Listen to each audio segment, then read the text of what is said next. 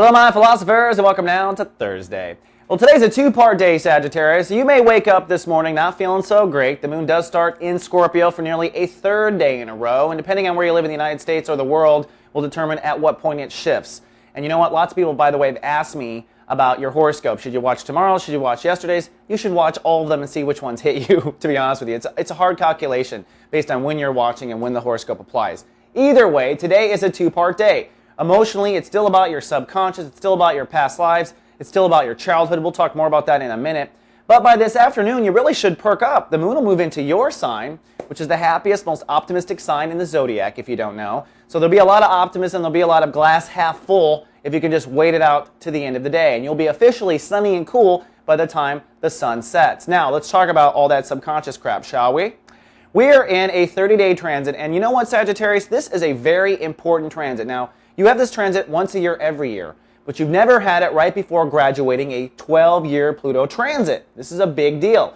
You are getting to the very deepest core of what we call your weeds during this month, and I argue these may be the deepest weeds you have in your entire soul garden. This may be the biggest subconscious pull you've ever had.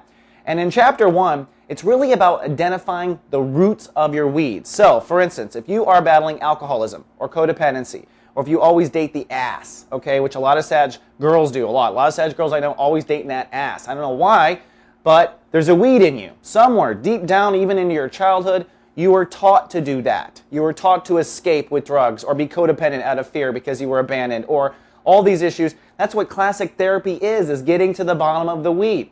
Now today, Neptune is ruling the day, which means your guides are speaking to you. And they're really speaking to you right now since this transit is in your subconscious. So today would be a great day to do some meditation, which is listening to the universe, versus speaking. That's what light casting is. We speak to the universe. When we meditate, we listen. Log into your guardian agents with this Neptune transit and ask your higher self, what is the root of this weed?